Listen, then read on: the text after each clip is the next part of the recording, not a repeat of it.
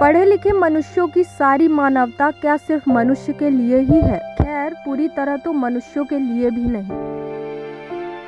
हमारी प्रजाति में तो गर्भवती स्त्री को भी मार देना कोई नई बात नहीं है।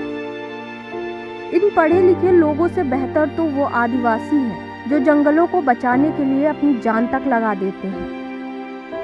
ये लड़ाई एक ऐसी जानवर की है जो किसी जमाने में राजाओं की शान हुआ करता था, पर आज वह अपने ही अस्तित्व के लिए लड़ रहा है। धरती का एक बुद्धिमान, समझदार, याददाश्त में सबसे तेज व शाकाहारी जीव आखिर क्या बिगाड़ रहा है हमारा, जो हम उसके साथ ऐसा सुलूक कर रहे हैं। केरल जैसे शिक्षित राज्य में एक गर्भवती हथनी मलपुरम की सड़कों पर खाने की तलाश में निकलती है, फिर उसे पटाखों से भरा अनानास ऑफर किया जाता है। वह बेचारी अनजान इंसानों पर भरोसा करके अनानास खा लेती है। वह नहीं जानती थी कि उसे पटाखों से भरा अनानास खिलाया जा रहा है। अनानास खाते ही पटाखे उसके मुंह में फटते हैं, जिसकी वजह से उसका मुंह और जीभ बुरी तरीके से चोटिल हो जाती है। मुंह में हुए जख्मों की वजह से हथनी कुछ खा पी नहीं पा रही थी, क्योंकि गर्भ के दौरान भूख अधिक लगती है। उसे अपने बच्चे का भी ख्याल रखना था, क्योंकि वह एक माँ थी।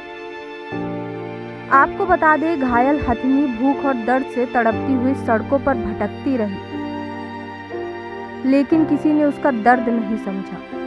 इसके बावजूद भी वह किसी भी इंसान को नुकसान नहीं पहुंचाती है और ना ही कोई घर तोड़ती है। घायल हथनी पानी की तलाश में एक नदी तक जा पहुंचती है, क्योंकि मुंह में जो आग उसे महसूस हो रही थी, उसे बुझाने का यही उपाय उसे सूझा होगा। आपको बता दें, फॉरेस्ट डिपार्टमेंट को जब इस घटना के बारे में पता चलता है तो वो उसे पानी से बाहर लाने की कोशिश करते हैं, लेकिन हथनी को शायद समझ आ गया था कि उसका अंत निकट है, और कुछ घंटों बाद नदी में खड़े खड़े ही उसने दम तोड़ दिया। आपको बता दें, फॉरेस्ट डिपार्टमेंट के जिस ऑफिसर के सामने यह घटना घटी, उन्होंने बेचैन होकर इसके बारे में फेसबुक पर लिखा, जिसके बाद यह बात मीडिया में आई। तब से सब हथनी के न्याय की गुहार लगा रहे हैं। कोरोना महामारी ने हम इंसानों का कच्चा चिट्ठा खोलकर रख दिया है। यह बता दिया है कि हमने प्रकृति के दोहन में हर सीमा लांघ दी है, लेकिन अब भी हमें अकल नहीं आई है, हमारी क्रूरता नहीं गई। मनुष्य इस धरती का सबसे क्रूर और स्वार्थी प्राणी है।